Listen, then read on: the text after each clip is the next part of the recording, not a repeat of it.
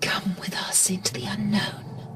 Join us on a journey that will open your eyes and push the boundaries of your imagination.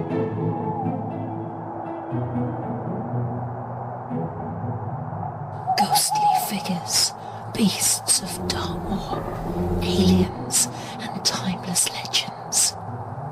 This is Haunted Devon on Soundart Radio 102.5 FM.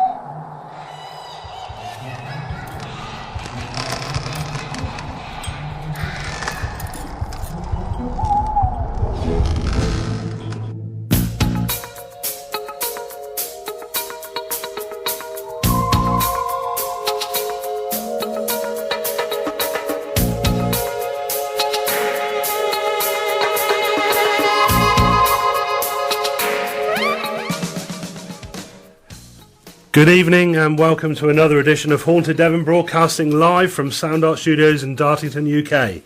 Tonight we have our special guest Steve Parsons from Para.science, and he's talking to us about the rights and wrongs of paranormal investigations, and we'll be back with Steve right after this. Only you can try to see what I really like, she said. Only you can understand the way I feel tonight. She blamed excesses on the American dream. So seldom witnessed, never seen. Imagination could make a man of you. Imagination could make me love you too. Imagination is all I want from you. She lost her virtue before she could write. I lost mine too on my very first night with you. You'll have to guide me these impossible schemes. You'll make me steal unstealable things. She blamed excesses on the American dream.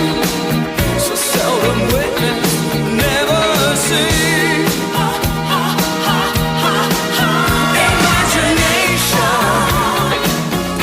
Make a man of you. Imagination could make me love you too. Imagination is all I want from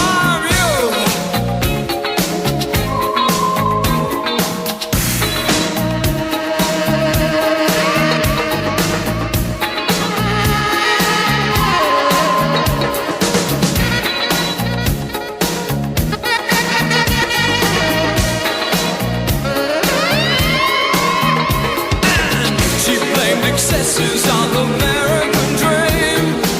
So seldom witnessed, never seen. Imagination could make a man of you. Imagination could make me love you too. Imagination is all I want from you. Imagination could make a man of you. Imagination could make me love you too. Imagination is all I want from you. Imagination.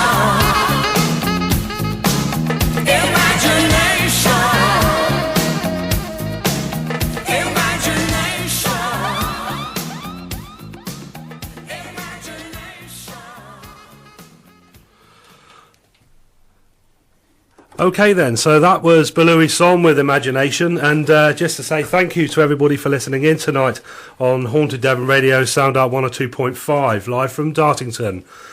We have a very special guest again with us tonight, and that is our famous friend Steve Parsons from Para.science.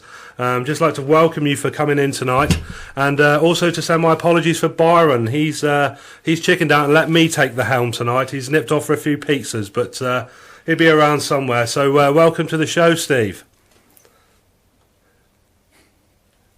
Uh-oh. Me? Come on. Hello, Steve. How you doing, mate? See, Hey, I'm still chuckling at what the listeners can't hear, which is the instructions going on in the background. Slide it in, push that up. You can come in on the back of this one. yeah, Byron's messing with my faders at the minute. I don't know what's going on, but you know. Don't you blame me for your knobs. Now. But so thanks for joining us again tonight. It's really good to have you back. So what have you been up to since we last spoke, mate?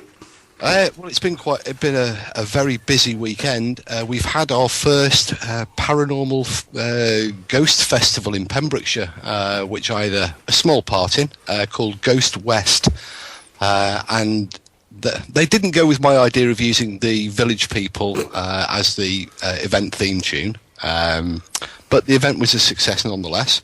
It was hosted by the local ghost investigation team, Pembrokeshire Beyond, and one of the Welsh award-winning mediums, Ciarán Wilson. It was a great event, small but beautifully marked, and hopefully a foretent of a bigger event later in the year. Oh, that sounds good. I can't understand why you would have YMCA as your theme tune for the show, but sorry. That's me being silly. No, seriously, I mean, it's really good to have you here tonight. And the theme for tonight's show is actually the do's and don'ts of paranormal investigating. So what we'd like to do is to sort of put it to you, some of the things that you've seen in your personal experience, some of the things you've just thought, oh my God, what on earth is going on here? And some of the things you thought, wow, that's a fantastic idea.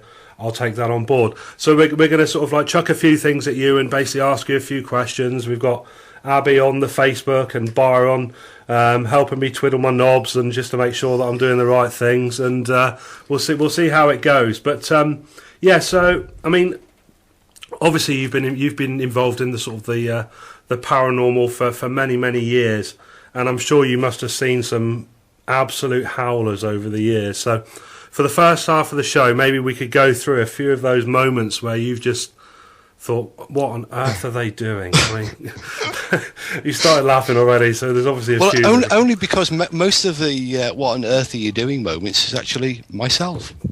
Oh, right. And I'm not going to tell you about them. One of the advantages of being a ghost hunter for a long time is I just get to make more mistakes than most people, and hopefully bury them, because mine were made in the days before Facebook.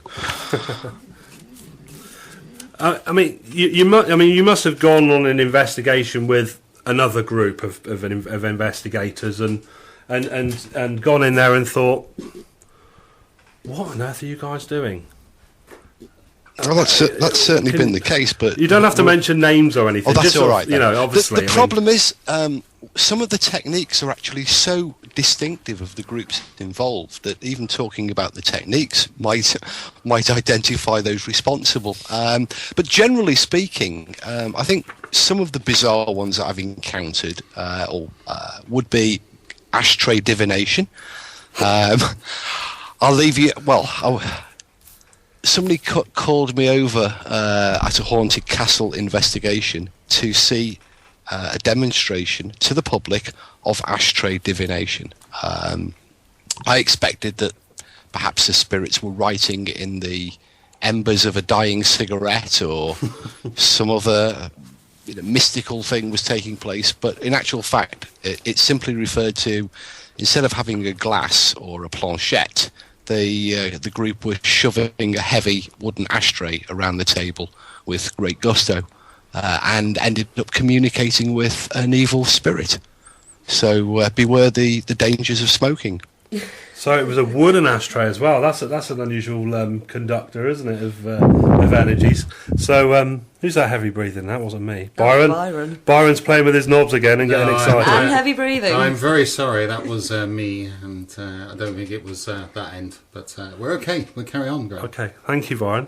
Sorry, Steve. Yeah, so a wooden ashtray. I mean, that's fairly unusual. I mean, it's you can divine with anything from animals' entrails to bits of food, drink residues. In fact, I think you can divine with pretty much anything. But it was the first time I'd encountered ashtray divination, and the title, the delivery of it didn't live up to the expectations of the title.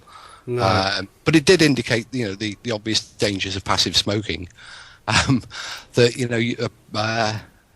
that you could get possessed by an evil spirit while shoving an ashtray round a table. So that was a bizarre moment. Perhaps the most bizarre, the bizarrest moment of all came whilst filming a television investigation program, which was partly a game show for Japanese television. Now that in itself is bizarre. How do you make an investigation documentary into a game show? Well, only the Japanese could manage that. Absolutely.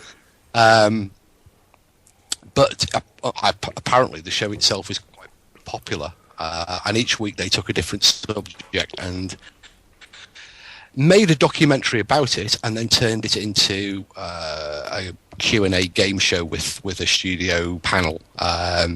But during the course of the investigation, which took place in a hotel just outside Milton Keynes, which the film company had hired in its entirety for a week for ourselves, our team, and the Japanese TV team.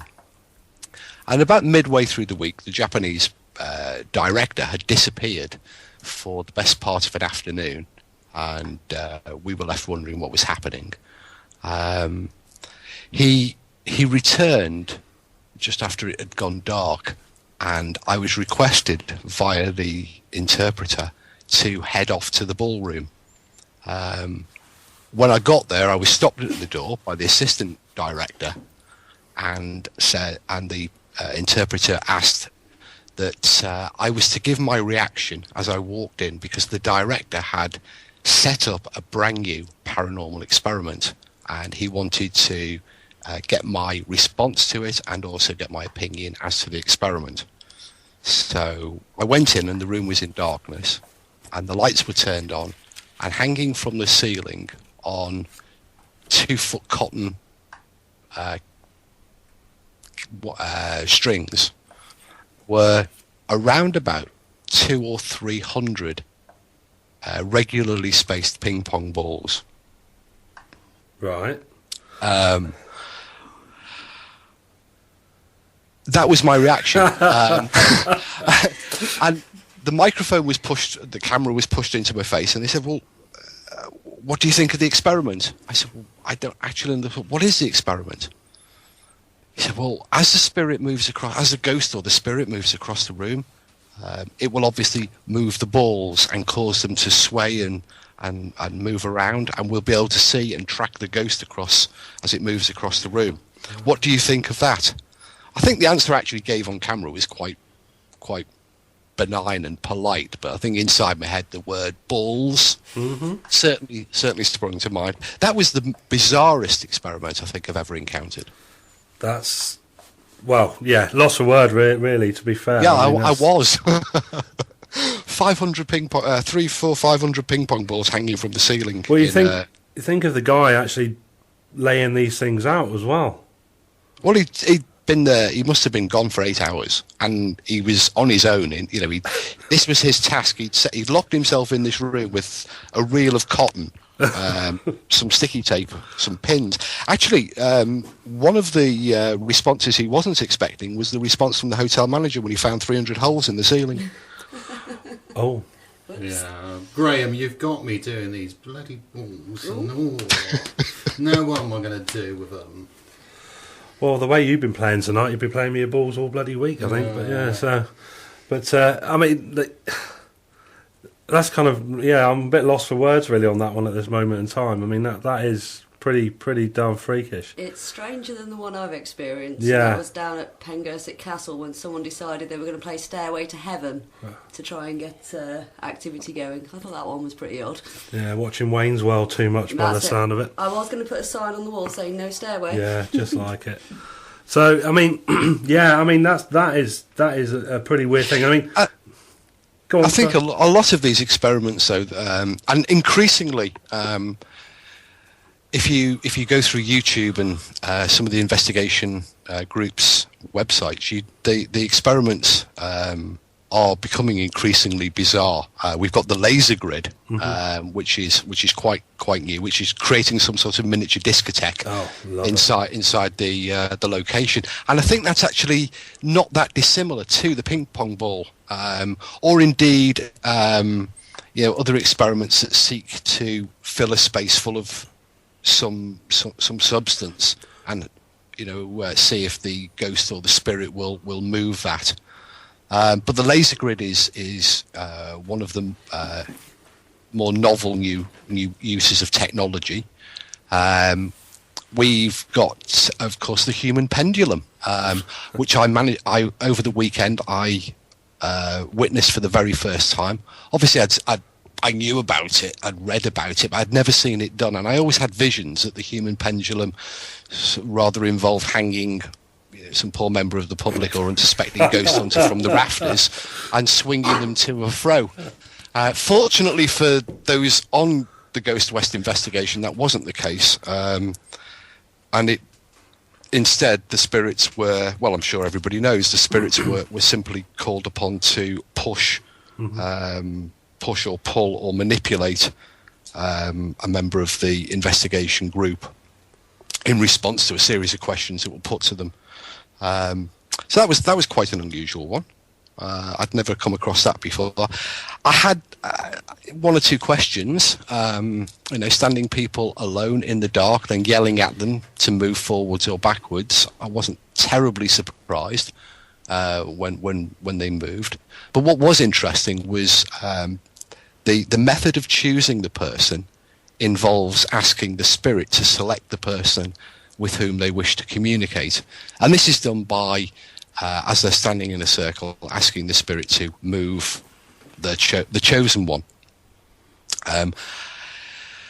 The question was asked, spirits, will you indicate to us which person you wish to communicate with and use as the human pendulum? To which about 3/4 of the circle lunged forwards in a sort of slow motion hokey cokey.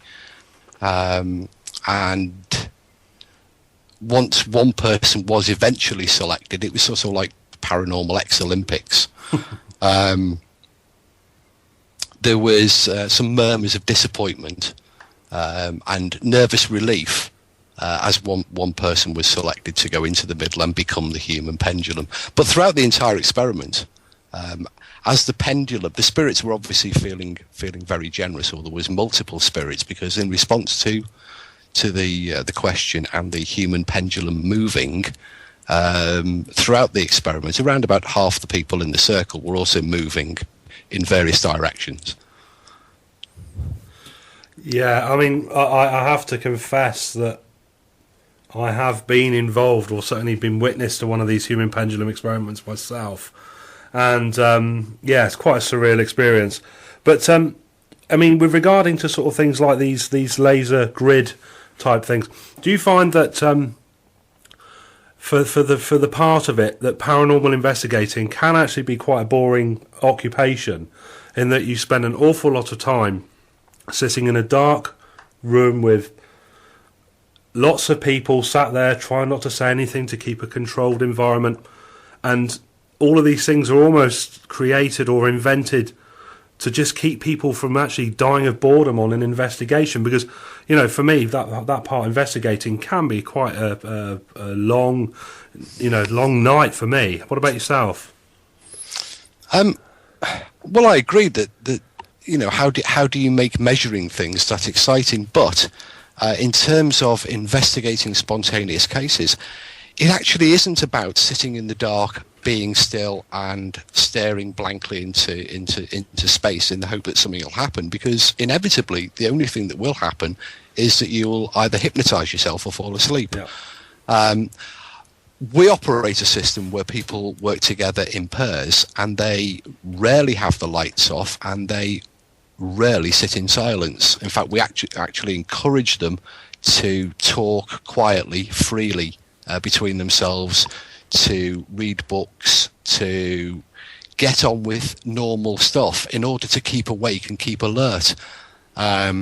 So, for example, having two people, if we were investigating, an office block, canteen, say, we would just put 2 people in there at a table and just leave them there to chat and just to get on with being there and to amuse and entertain themselves quietly, sensibly, but, you know, it's not about sitting in the dark because you're there really to test the claims made by the original witnesses. You know, they were there, they were doing something, they were going about their business, and they had an experience.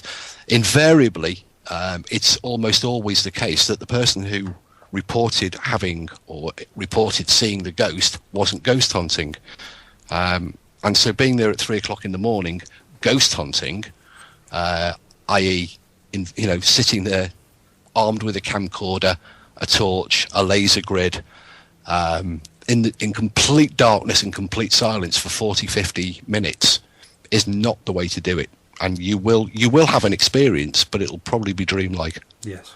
I mean, I couldn't agree with you more. I mean, people that I know that have witnessed something which could be conceived as paranormal is generally when you're just going about your day-to-day activities. And for you to sit there and wait for it to happen, the statistics of it actually happening on that one particular evening that you're doing your investigation are virtually zero, I would think.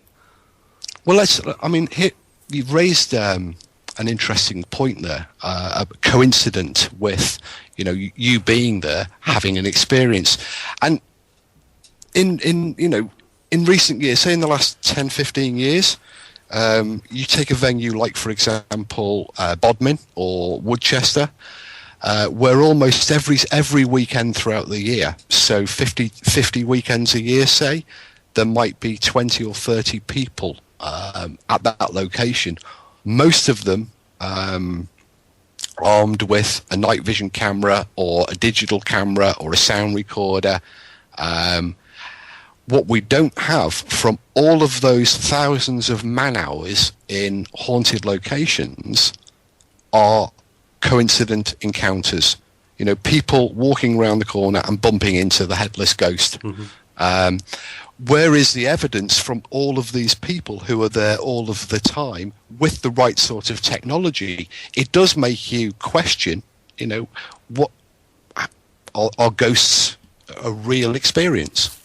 If they were a real experience, and they were an incredibly rare experience, surely with so many thousands of man-hours put into the hunt, someone somewhere should have bumped into Anne Boleyn or the Four Horsemen of the Apocalypse by now. Absolutely. And this comes back to the original point. Is that down to bad practice, bad luck, or just the fact that there is actually nothing there? And the answer to that is we don't know. We don't. We can certainly suggest that some things are not as effective in terms of techniques as others. I question the evidential value of the human pendulum. It's certainly an excellent lesson in psychology and human physiology, mm-hmm. but whether it has any validity in survival research experiments or spontaneous case investigations, I think that's highly questionable. As to whether we're just unlucky, or maybe it is that just ghosts, spirits are just more savvy these days. They've realised that, people are paying a lot of money to be at Woodchester Mansion or Pengersic or Bodmin, and they're not getting a cut of the royalties, and if they're not getting a fee, they're not going to be there. Wow. So maybe it's just savvy ghosts. Yeah, well, I mean, that's nobody's put that theory forward. No, absolutely not, and that's the whole point of tonight. You pay your investigators, you pay the venue, pay the ghosts. How do we pay a ghost in virtual? Give him an ashtray. Yeah. Give him an ashtray. And some spirits. And some spirits. Yeah. Okay, well, on that note, we'll get on to our next song. So we'll be back with Steve shortly, and we'll ask him a few of the good practices on a paranormal investigation. So hang in there, and we'll be back soon. This is Graham at Haunted Devon FM 102.5 Soundart Radio. We'll be back with you soon.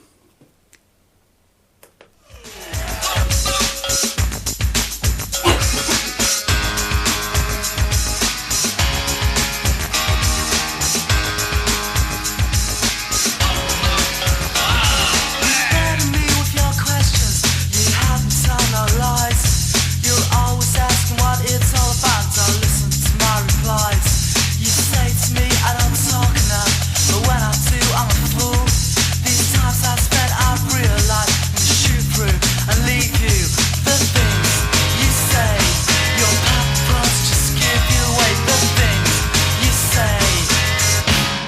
You're unbelievable.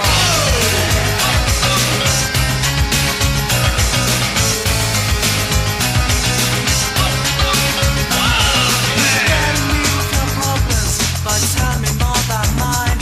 I'm always so concerned with the way you say you always have stuff to think of us. Being one is more than I ever know. But this time I realize I'm gonna shoot through and leave you.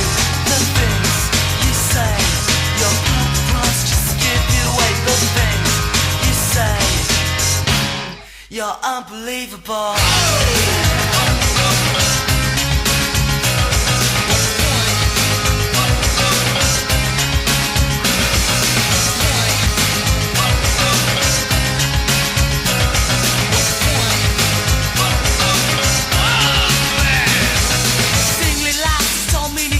Pushing down the relative, bringing out your higher self, think of the fine side, pushing down the better view instead of bringing it out to what the world and everything you have to brace yourself. With grace to be, I know this world and what it seems. It's unbelievable. You burden me with your questions, you help me tell no lies. You always ask what it's all about, so listen to my replies. You say to me I don't talk enough, but when I do I'm a fool. These times I've spent, I've realized you shoot through and leave you. The things you say, your purpose just give you away. The things you say, in thought I love you more. The things you say, your purpose just give you away. The things you say, you're unbelievable.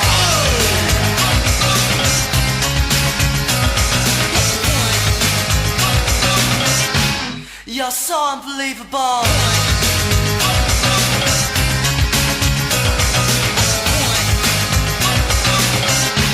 You're unbelievable.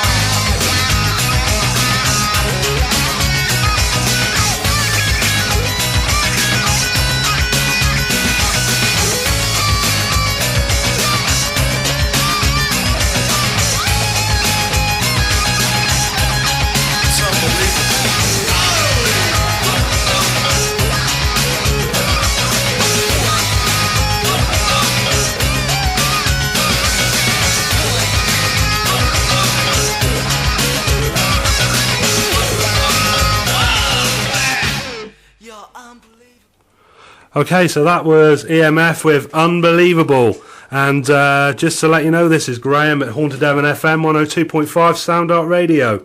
Here with Byron Jackson, Abbie Dent, and of course, our guest, Steve Parsons. Hi, Steve, you still there, mate? Hi, I like the irony of that last track. Although you should have got the switched them around. Unbelievable EMF, not EMF. Well, EMF's unbelievable. So I have actually tried to pick the songs with a bit of a link. Obviously, the first one was Beloui's song "Imagination." You see, so can we make a request? Can I make a request? Of course, maybe not for tonight, but for next week we can certainly dig it out for you. What would you like then? I was going to dedicate a song. The Village People's Go West to the lads at Pembrokeshire Beyond. Well, I'm sure we can fit that one. I've got that one somewhere in the archives. I've certainly got the Pet Shop Boys version as well. Of course. Either or both. I'll play it next week for you, Steve. How about that? Yeah. All right.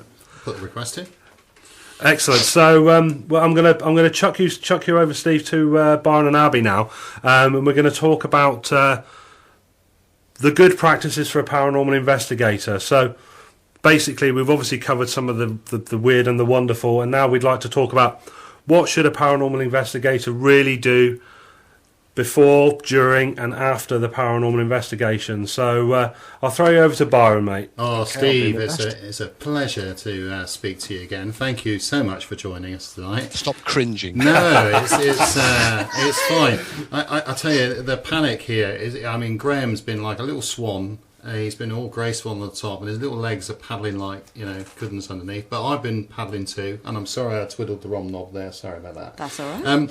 Just a quick one, Steve, because obviously we've got a very unusual investigation coming up, and we want your take on how you would approach it. It's the first time ever, well, I don't know, I mean, it's the first ever I've heard of a paranormal group being called in to investigate a railway station. And we're actually, well, I think it's on the 12th of April, we're actually investigating some activity that's taken place at Plymouth Railway Station here in Devon. It's an unusual one. We've been approached basically by it was actually Great Western Railway, I believe, and they've come to us and said, can you come down, because we have all sorts of strange stuff going on with people wandering around and all sorts of strange noises. How would you approach a railway station? I mean, I mean this in most seriousness, because we've never done one before. How would you approach a railway station in the way you do investigation? Well, before answering directly, I should warn you that your inbox is going to fill up with people telling you about haunted railway stations and railway-related ghosts, and presumably there are investigations thereof, because there are actually quite a few out there. And also a cautionary tale. An American investigation team, I think it was last year, it may have been 2010. We're investigating a haunted railway bridge, trestle as they call it over there, and one of them, possibly two of them, got hit and killed by a train. Oh my word! So obviously the first piece of advice is don't measure infrasound by lying on the track and putting your head on the lines. It doesn't work anyway, but it's dangerous. Yeah, so no, I think the location, regardless of whether it's a railway station, whether it's an office block, whether it's a 14th century castle, the technique is exactly the same. There's no difference in the technique, because the basic method applies equally to any location, and that is obviously, I presume, you have been given some experiences, some details of people's previous experiences, and the first stage has to be to understand the nature of those experiences and test the veracity and the validity of those experiences. And that's done by obviously documenting the experiences themselves, but also by going along to the location and placing people who are unaware of the original experiences into the same sort of environment, and seeing if they have experiences that tally. I mean, I know that you're quite right in the fact that obviously the witnesses in this case, they've come forward. They're all, what I would call credible witnesses. They have got nothing to gain by stepping forward and boosting themselves in this way. Obviously, they have there's been some media interest in this, but this was after the event, and obviously when people found out that we're actually going to go in and do the thing. But once when you're interviewing these people, it is quite difficult to elicit the information out of them without making them feel like they're lying, or I suppose, how would you put it, really, that they're a bit mad. I mean, because when you're asking them these questions, these are things that they want to come out and tell you the story, but they equally, they probably don't want to get too involved in it as well. But I mean, the witnesses are credible, aren't they? Yes. Yeah. So, and we also, our investigators, apart from the lead investigator, we go in blind, so we don't know anything that's gone on. So if our experiences tally up to what's actually happened, it makes it a bit more credible, a bit more. It validates it a bit. Yeah, and I have to say, Steve, you're quite right with regards to the health and safety aspect on this investigation. It's been really tight. Most of this is done under the station in areas that are off limits normally to members of the public, but obviously there is a whole raft of health and safety hoops that we've had to jump through. So yeah, but where would we go? Right, we've got our witnesses. We've interviewed them. We now think that something has happened. And we put people into that situation. Where would you go from here? How would you organise this investigation? Because it's a huge area. Well, I'd like to step back one stage, if I may. Okay. And you raised an important and valid point about the difficulties when interviewing people who've had experiences, and that in itself can be an absolute minefield. You've pointed out some of the difficulties, the fear of being ridiculed or trying to elicit information from them without you unduly colouring the information.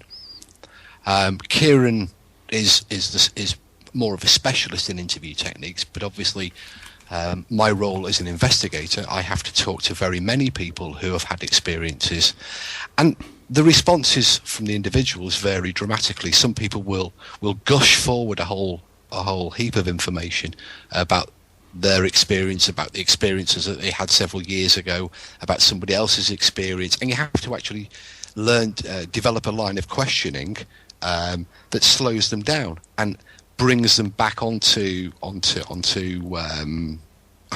track, back on the subject. Yeah. Alternatively, it can be a bit like sort of squeezing stones and trying to get blood out, and you have to sort of gently ease the information out of them. But lines of questions like, so where did you see the ghost? Yeah. That's a closed question.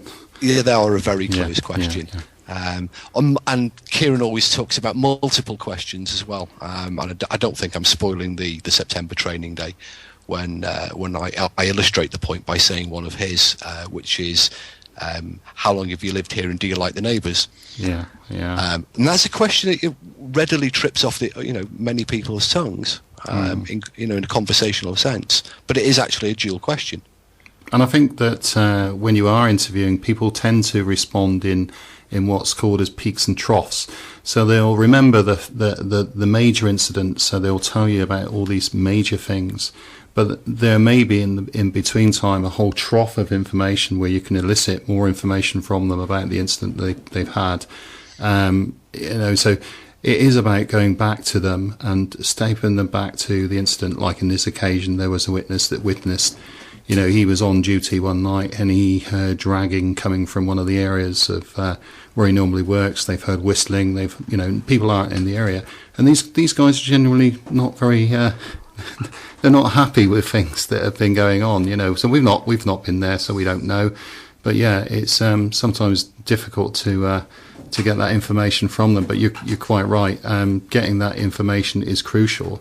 But once we've got it, how does that help us in the investigation for our listeners? Because obviously they've got the statements now, or whatever. Do you actually take statements, Steve? Just incidentally, do you prepare sort of a witness statement as such? To be honest, there are multiple techniques, and the actual technique used depends very much on the person that I'm speaking to. Some people have an expectation of what they want me to do. Some people prefer. I think back to my nursing days, and there's no point in asking somebody, have you passed the stool today? Some people just haven't got a blind clue what you're talking about, and so you have to find a common language. And it's the same in terms of using the statements. Sometimes it's better for the person I'm speaking to, for them to see me with a notebook and pen or a notepad and pen, sure. And sort of using that. And other times it's much better served in a simple conversation over a cup of tea. Yeah. So there are many techniques, and you select the technique, hopefully the right one, to suit the particular conditions. But once you do have that information, at that stage, we don't do anything with the information other than sort of file it. We're not looking for anything particular within that information, because the early parts of any investigation are simply information gathering exercises. So that's information from the witnesses, that's information from the locations, that's information from team experiences. So it's very much an information sort of gathering exercise, and there is a very sort of small attempt made to collate it and to deal with it at that stage. Sometimes there are cases where the cause or the explanation might be blindingly obvious, in which case you can sort of skip forward to that bit.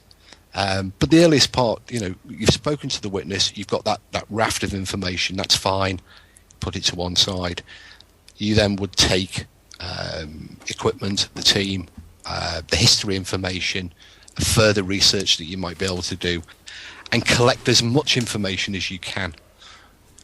Then you can sit down with a cup of tea and digestive and start to collate it. Just, because one of the things that our group have had difficulties with in the past, and this is sort of stepping on a little bit, but we'll come back to this topic in a minute, because I know Abbie's got some points, but with regards to the collation of information and the gathering of information on an investigation, we've tried numerous ways of trying to gather that information by collating. We've done pre-form forms, with biograms, or something to say, this happened, that happened at this time, and whatever. But what we tend to find is that, as with most investigators, unless they are 100% all the time switched on to this event, they when something happens, the first thing they sometimes forget to do is write down the time, the date, and actually what did happen, because everyone wants to be involved. It's almost like this funneling effect to everyone, goes towards this one incident. How would you best deal with that? Do you note take? Do you record? How do you cover off the actual incident and how that takes place? How do you do it? Well, in terms of Para.science field investigations, what we do is the team is working in usually in pairs, spread throughout the location or parts of the location of interest. And so if an incident took place, it wouldn't involve the entire group unless it was a sort of location-wide episode. So only one pair or perhaps two pairs would be involved. The remainder, there is no sort of communication, or there is no between direct communication between the pairs, and hopefully they're trained well enough to know to stay where they are and not go wandering off just because somebody's having some sort of experience. In terms of documenting their experience, each member of the team has a notebook and a pen, and throughout the whole course of the investigation, they're given very, very simple instructions, and the instructions are simply to write down and document anything that they think is worth writing down and recording. So by those simple instructions, we hopefully remove some of the suggestion of telling them what to write. So if we said, for example, if you feel cold, make a note of it. If you hear a noise, make a note of it. We're cueing them with expectations. Yeah, exactly. You're saying to them, we want you to feel this experience. We just give them the instructions we give them are sit there and blog, and imagine that you're blogging and tweeting to your mates. So what we want to see is a continual stream of how you got on through the night.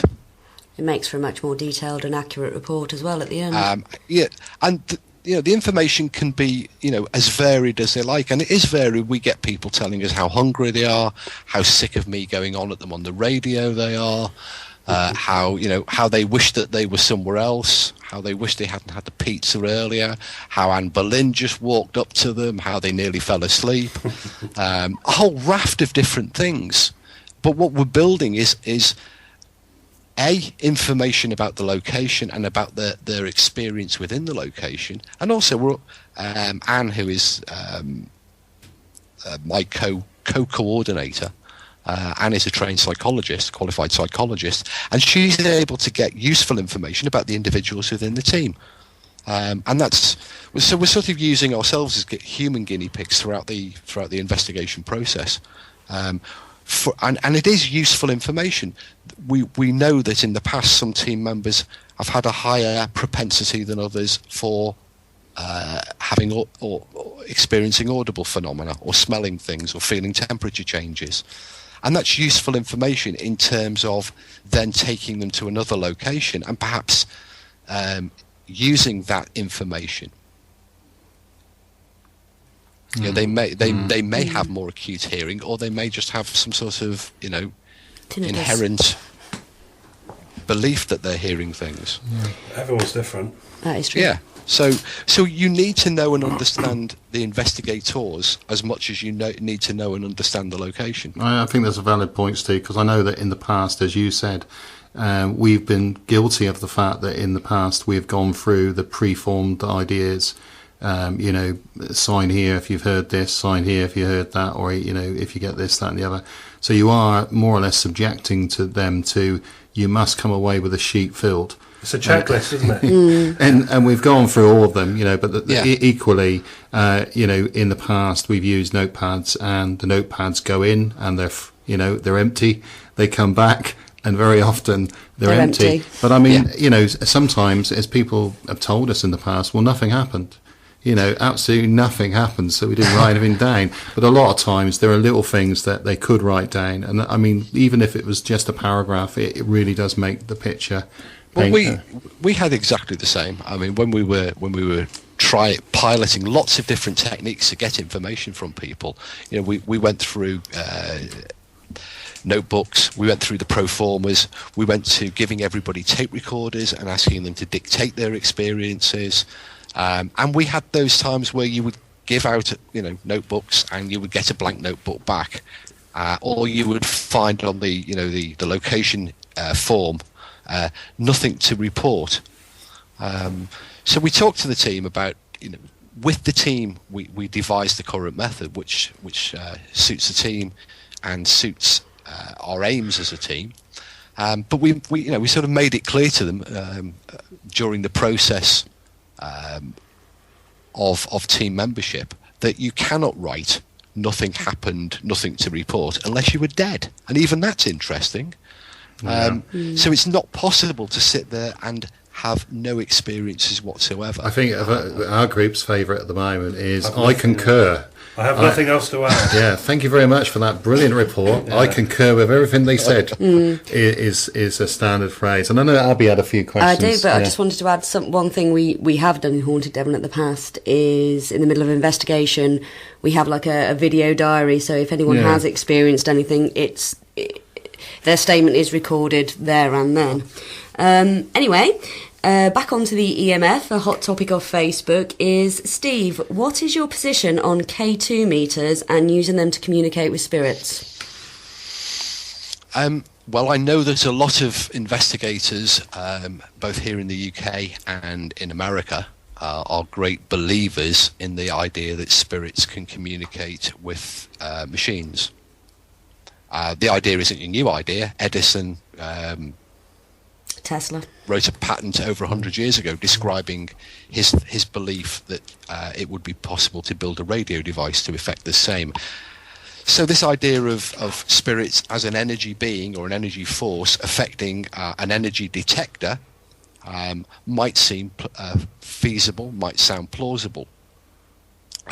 But field testing with a K2 and other derivative EMF meters Tri-field is very, very unsatisfactory and really is more misleading of anything else, because what generally happens is that the lights will flash, a response will be seen, and a link made. Now the link is almost invariably not in response to the question, but more in response to the questioner's desire for a reply to the question. And human frailty comes into it. We so much want to believe that there are spirits around us and that they're communicating us and telling us that Aunt Flossie's okay on the other side.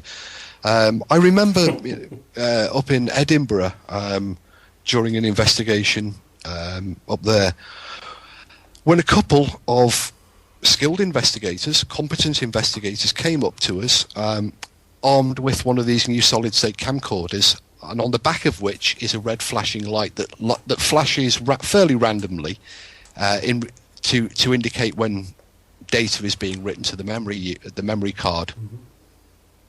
As they were going round, they noticed, probably for the first time, this red flashing light on the back of their camcorder, and had the idea from somewhere to start talking to it, and ended up having an entire conversation with the red flashing light on the back of the camcorder. Brilliant. It really is that simple. I mean, we might laugh at that, but you know, there are people who will take a K2 or another type of EMF meter out into the field, and in response to flickering red lights from a machine that, after all, was invented to measure microwave or cellular phone emissions, not the paranormal. So you're immediately taking a piece of equipment into an area for which it was never designed, and trying to measure something that you don't know is there, and interpreting responses that could be from something as mundane as a passing taxi in terms of the paranormal. Yeah, sure. And I mean, there are so many, there are so many variables at play there that to extract any usable information from that scenario, the investigators are hiding to nowhere. So pretty much then, it's almost as valid as pasty or pizza divination. That's what we're talking about, isn't it? I haven't come across that one. We're still waiting for our I've just looked on Facebook here. Someone said that they've actually seen pasty divination, and I was just trying to mix it up there with the pizza divination, because we've still got a slice left, Graham, if you want that one. Nobody can afford a pasty these days. All the taxes are no. that's a problem. No, we don't go there. Certainly can't afford to have it delivered either with the cost of fuel. No. So, right, is there anything else? Any more questions for the... No, I think we're done. I mean, that was the last question. There's one question here on Facebook is, when are you coming to Devon? That's I think we know the answer to that one, Steve, don't we? You know the dates better than I, because I've forgotten them. I know it's it's back end of September, but obviously 21st-ish. Yeah, it's a closed thing, but I'm sure that in the future that we'll try and arrange another session that maybe for those listeners out there who want to meet Steve and Ciarán, because they come as a package. Well, they're not married or anything. They're not married or anything, but although Ciarán is about to get married, and good on him, and wish him well for that, and his new venture, which is obviously coming up, but we'll get him on at some stage to talk about that. But it is actually Carl Beatty's birthday as well. I just thought I'd mention that. He's 106 apparently, but now there's a man who has contributed something to paranormal research, along with he can't claim the human pendulum, but Carl can certainly claim to have been buried, that's very true. hung. Yeah. What else has Carl done in the name of psychical research? I don't know. He's pulled off Pendle Hill, wasn't he? But He got shoved in an oubliette. He did, yes. He did. Warwick Castle, wasn't it? I think it was Warwick Castle, yeah. So, I mean, the guy's got balls, that's for sure. I mean, he's had a go at things, there's no question, all in the name of entertainment. I mean... And they're not white ping pong balls hanging from the ceiling. Whether it's... I did suggest it once to Yvette. Well, and their response was pretty much that same word as I used earlier. Yes. So anyway, happy birthday, Carl. Not that you'll be listening, but if you're out there. Absolutely. Good on you. Yeah. Go on, go. I was just about to say we're running quite short on time here, actually. We got 7 minutes. Have we? Oh, okay, fine. It does fly, doesn't it? Yeah, it does actually. I mean, 7 minutes. You can boil an egg, have a séance. We could have a pasty divination. What do you think about séances, anyway? Just as a quick 7-minute throw in. well, séances. I mean, they go back way beyond sort of spontaneous case ghost hunting. The séance room phenomena. I suppose it's most closely linked with spiritualism, which has its roots in the 1850s. Yeah, it was made very popular, wasn't it, with the table tilt in the Victorian times. Throughout history, there have been high spots of spiritualism. The late 19th century, during the latter part of the First World War and immediately following, and again a resurgence during the Second World War, as people tried to communicate with not only the soldiers, sailors and airmen who had been killed in combat, but also living family members who were overseas in the forces. The séance room phenomena themselves, I think they're highly contentious. particularly the materialist mediums, but there have been some very interesting researches done by the earlier investigators, particularly those of the Society for Psychical Research, and they drew conclusions that they were clearly not willing to condemn seance phenomena outright. They were able to show in very many cases that the medium was either fraudulent or acting in a suspicious manner. But the sort of general take on seances was that it was a fairly open-ended response. They were unwilling to absolutely outright condemn them. Well, I don't know that ASAP, when they were down here, they did a session with some mediums to see what the hit rate was. I never did get the results back, but I know that credible groups out there are doing studies with mediums and seeing where they sit. I mean, I know that we've had some good results in the past with them. I don't always use them, but I don't know. Some clubs seem to think that you have to have a medium in order to survive, but we don't really have one, do we? So I don't know. You certainly don't have two. No. I think we don't really view the spiritualist seances as investigators. We don't get access as perhaps we used to, or earlier psychical researchers got up until perhaps the end of the Second World War. That doesn't mean to say that there are necessarily, sort of the seance has stopped. But it has largely gone more underground. I don't mean that literally. There are still people who are conducting closed group seances where they are still claiming to have ectoplasmic materializations, object movements, and other sort of physical mediumship manifestations. But access is rarely granted to investigators, and I think that's probably more due to the way that our role is portrayed on television. As particularly if you go near them armed with anything that resembles a camera or another piece of equipment, because there's a sort of them and us barrier coming up between investigators and spiritualist mediums, psychic mediums. They think that we're out to test them. They think that we're out to debunk them and expose them as frauds. And, there are a lot of them out there who are, have questionable practices. Yeah. But that doesn't mean to say that we can't work together and cooperate. If they have, within their seance, some extraordinary things going on, then it beholds them to allow it to be documented and measured objectively. Then perhaps we can offer, our combined evidence forward for the debate and the furtherment of knowledge. I think that's a really interesting point. Probably a whole new show in itself, actually. That type of discussion, because these things are very open to debate. That's all I'll say. I think what we will do, Steve, one day is we'll get a true, because I noticed on Facebook recently you've just been posting about skeptics and stuff. I think we should get a skeptic in the studio and have a bit of a debate going with a believer, a skeptic, and someone who sits on the fence, and see where we go from there. Definitely, I think that would be a really interesting show. I think that'll push the problem push with the boundaries. I think the problem with skeptics is, they have their dogma. And believers have theirs, and both sides are polar opposites of each other, and they have their positions, and sometimes they can defend them pretty voraciously. Good show. And it can get personal. The problem is with a skeptic is they could be likened to a troll, couldn't they?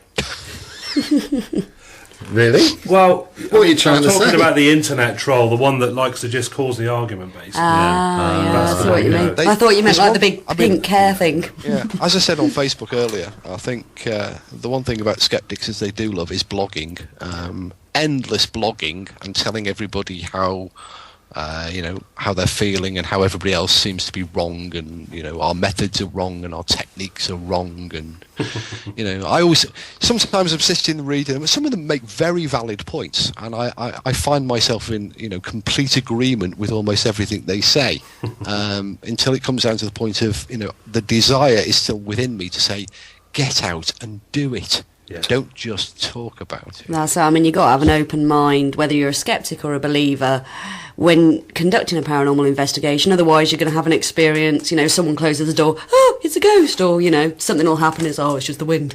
Yeah, but they're the best experiences. Yeah, yeah. Of course. I think that should be a mantra. Get out and do it. Exactly. Definitely. Exactly. Right. So, you can't beat them, join them. Yeah. That's it. So, anyway, just like to say thanks again, Steve, for joining us tonight. It's been an absolute pleasure. Give yourself a quick plug of your website, please. If everybody doesn't know by now, www.Para.science.org.uk, and hopefully in the next week or two we'll have some UK2 research up. Oh, excellent! Brilliant. That'll be good. That'll be good for debate. So, thanks again. So, and hopefully we'll be speaking to you soon. And thanks again to Byron and Abbie for joining us tonight. And hopefully you've put up with me. And that's about it from Soundart 102.5, Haunted Devon. I'm your host for tonight, Graham, and good night, everybody. Night. Good night. Night.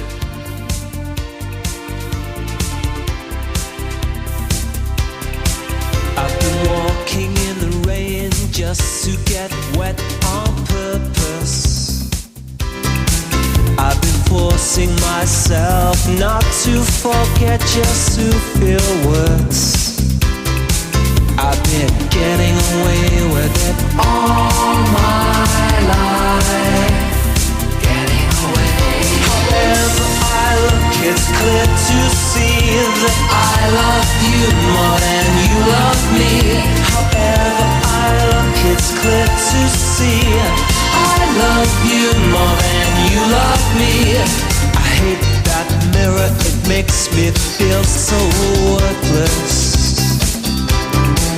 I'm an original sinner, but when I'm with you, I couldn't care less. I've been getting away with it all my life. Getting away with it all my life. Getting away. However I look, it's clear to see that I love you more than you love me. However I look, it's clear to see I love you more than you love me.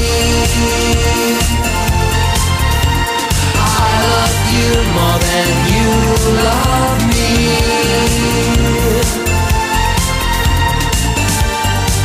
More than you love me. I thought I gave up falling in love a long, long time ago. I guess I like it, but I can't tell you. You shouldn't really know. And it's been true all my life. Yes, it's been true all my life.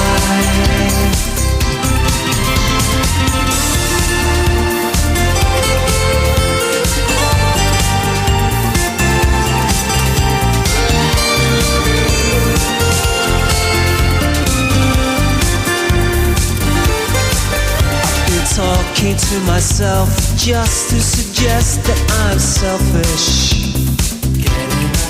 I've been trying to impress that more is less and I'm repressed. I should do it instead. However I look, it's clear to see